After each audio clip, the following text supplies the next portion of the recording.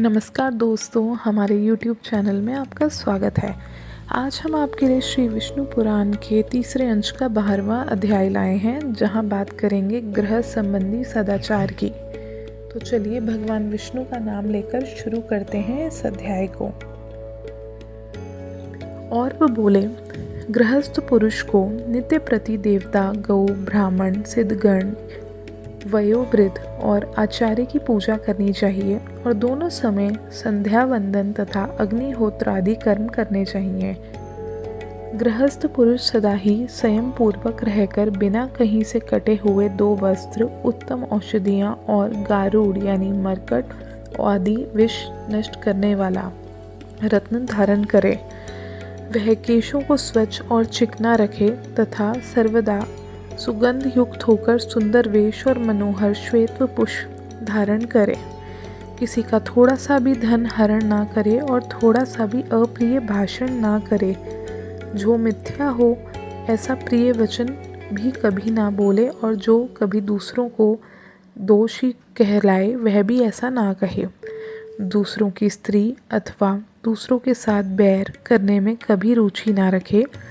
निंदित सवारी में कभी न चढ़े और नदी तीर की छाया का भी आश्रय ना ले। बुद्धिमान पुरुष लोक विद्वेष्ट, पतित, उन्मत्त और जिनके बहुत से शत्रु हों ऐसे परपीड़क पुरुष के साथ तथा कुलटा के स्वामी, शूद्र, मिथ्यावादी, अति व्ययशील, निंदापरायण और दुष्ट पुरुषों के साथ कभी मित्रता ना करे और ना ही कभी मार्ग में अकेला चले। जल प्रवाह के वेग में सामने पड़कर स्नान ना करे, जलते हुए घर में प्रवेश ना करे और वृक्ष की चोटी पर ना चढ़े। दांतों को परस्पर ना घिसे, नाक को ना कुरेदे और मुख को बंद किए हुए झमाई ना ले और ना बंद मुख से खांसे या सांस छोड़े। बुद्धिमान पुरुष जोर से ना हंसे और शब्द करते हुए अधोवायु ना छोड़े तथा नखूनों को ना चबाए, तिनका ना तोड़े, पृथ्वी पर भी ना लिखे। विचक्षण पुरुष मूछ दाढ़ी के बालों को ना चबाए, 2 डेड़ों को परस्पर ना रगड़े और अपवित्र एवं निंदित नक्षत्रों को ना देखे। नग्न पर स्त्री को और उदय अथवा अस्त होते हुए सूर्य को ना देखे अथवा शवगंध से घृणा ना करे, क्योंकि शवगंध सोम का अंश है। चौराहा, चैत्य वृक्ष, शमशान, उपवन और दुष्टा स्त्री के समीपता, इन सब का रात्रि के समय सर्वदा त्याग करे। बुद्धिमान पुरुष अपने पूजनीय देवता, ब्राह्मण, तेजमय पदार्थों की छाया को कभी ना लांगे तथा शून्य वनखंडी और शून्य घर में कभी अकेला ना रहे। केश, अस्थि, कंटक, अपवित्र वस्तु, बलि, भस्म, तुष तथा स्थान के कारण भीगी हुई पृथ्वी का दूर से ही त्याग करे। प्राज्ञ पुरुष को चाहिए कि अनार्य व्यक्ति का संग ना करे, कुटिल पुरुष में आसक्त ना हो, सर्प के पास न जाए और जग पड़ने पर अधिक देर तक लेटा ना रहे। बुद्धिमान पुरुष जागने, सोने, स्नान करने, बैठने, शैया सेवन करने और व्यायाम करने में अधिक समय ना लगाए। प्राज्ञ पुरुष दांत और सींग वाले पशुओं को ओक से तथा सामने की वायु और धूप का सर्वदा परित्याग करे। नग्न होकर स्नान, शयन और आचमन ना करे तथा केश खोलकर आचमन और देव पूजन ना करे। होम तथा देवार्चन आदि क्रियाओं में आचमन से, पुण्य हवाचन में और जप में एक वस्त्र धारण करके प्रवृत्त ना हो। संयमशील व्यक्तियों के साथ कभी ना रहे। सदाचारी पुरुष का तो आधे क्षण का संग भी अति प्रशंसनीय होता है। बुद्धिमान पुरुष उत्तम अथवा अधम व्यक्तियों से विरोध ना करे।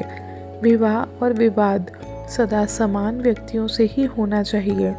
प्राज्ञ पुरुष कलह ना बढ़ावे तथा व्यर्थ वैर के भी त्याग करे। थोड़ी सी हानि सहले, किंतु वैर से कुछ लाभ होता है तो उसे भी छोड़ दे। स्नान करने के अनंतर स्नान से भीगी हुई धोती अथवा हाथों से शरीर को ना पहुँचे तथा खड़े खड़े केशों को ना झाड़े और आचमन भी ना करे। पैर के ऊपर पैर ना रखे, गुरुजनों के सामने पैर ना फैलाए और धृष्टापूर्वक उनके सामने कभी उच्च स्थान पर ना बैठे। देवालय, चौराहा, मांगलिक द्रव्य और पूज्य व्यक्ति इन सबको बाईं ओर रखकर ना निकले तथा इनके विपरीत वस्तुओं को दाईं ओर ना रखा जाए। चंद्रमा, सूर्य, अग्नि, जल, वायु, पूज्य व्यक्तियों के सम्मुख पंडित पुरुष मलमूत्र त्याग ना करें और ना ही थूकें। खड़े खड़े अथवा मार्ग में मूत्र त्याग ना करें तथा थूक, विष्टा, मूत्र और रक्त को कभी ना लांघें। भोजन, देव पूजा, मांगलिक कार्य और जप होम आदि के समय तथा महापुरुषों के सामने थूकना और छींकना उचित नहीं है। बुद्धिमान पुरुष स्त्रियों का अपमान न करे, उनका विश्वास भी ना करे और उनसे ईर्ष्या और उनका तिरस्कार भी ना करे। सदाचार परायण प्राज्ञ पुरुष मांगलिक द्रव्य, पुष्प, रत्न, घृत और पूज्य व्यक्तियों का अभिवादन किए बिना कभी भी घर से ना निकले। चौराहों को नमस्कार करे, यथा समय अग्निहोत्र करे, दीन दुखियों का उद्धार करे और बहुत शुद्ध साधु पुरुषों का सत्संग करे। जो पुरुष देवता और ऋषियों की पूजा करता है, पितृगण को पिंडोतक देता है और अतिथि का सत्कार करता है, वह पुण्य लोक को जाता है। जो व्यक्ति जितेंद्रिय होकर समय अनुसार हित, मित और प्रिय भाषण करता है, वह आनंद के हेतुभूत अक्षय लोकों को प्राप्त होता है। बुद्धिमान, लज्जावान, क्षमाशील, आस्तिक और विनयी पुरुष विद्वान और कुलीन पुरुषों के योग्य उत्तम लोकों में जाता है। अकाल और मेघ गर्जन के समय, पर्व दिनों पर, अशौच काल में तथा चंद्र और सूर्य ग्रहण के समय बुद्धिमान पुरुष अध्ययन ना करे।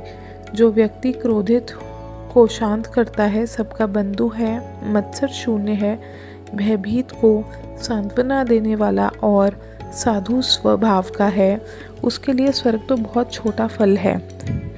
जिसे शरीर रक्षा की इच्छा हो, वह पुरुष वर्षा और धूप में छाता लेकर निकले, रात्रि के समय और वन में दंड देकर जाए और जहाँ कहीं जाना हो सर्वदा जूते पहनकर जाए।